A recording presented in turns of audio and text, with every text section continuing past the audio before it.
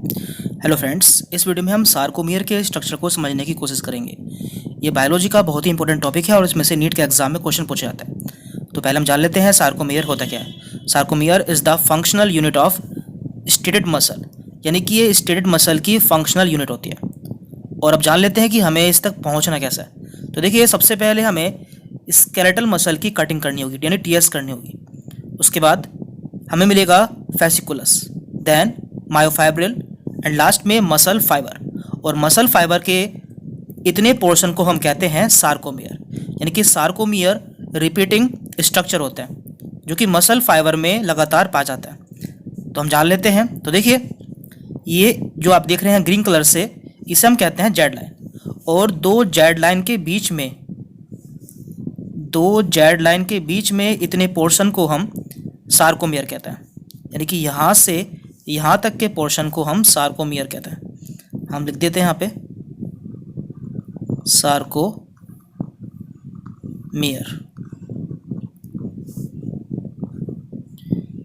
तो एग्जाम में हमसे ये पूछा जाए लाइन होती हैं, ये कौन कौन सी होती है और ये किसकी बनी होती है और इनके क्या काम होते हैं। तो देखिए, यहाँ पर दो तरह की बैंड्स पाया जाता है। आप देख रहे हैं यहाँ पे रेड बैंड और आप देख रहे हैं यहाँ पे ब्लू बैंड। तो जो रेड बैंड होता है इसे हम कहते हैं आई बैंड।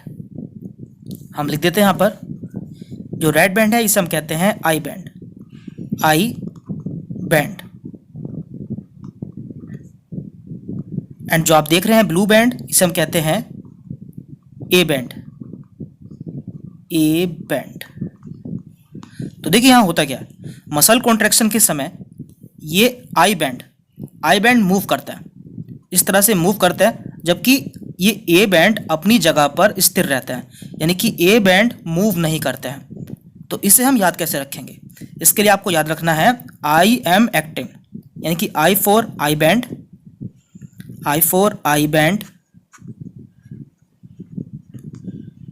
एक्टिंग फॉर एक्टिव, यानी कि आई बैंड जो होता है वो एक्टिव रहता है।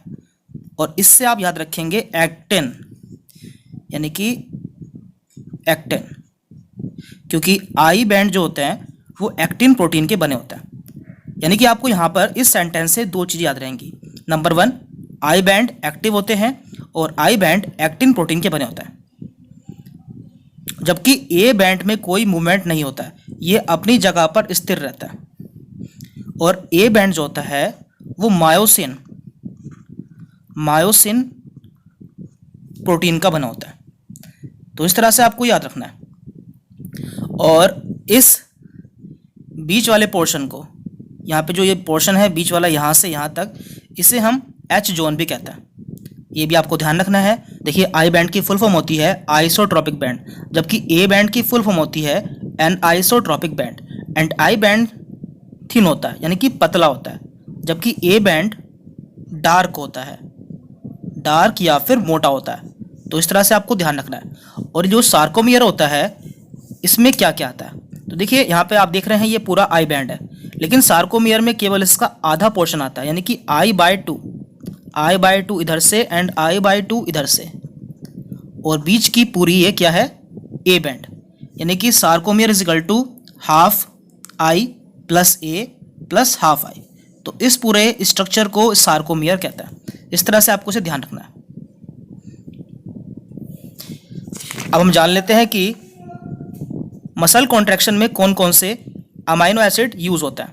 तो इसके लिए आपको याद रखना है मसल्स लीव फास्ट। तो यहाँ पर है L4 leucine, I4 isoleucine and V4 valine.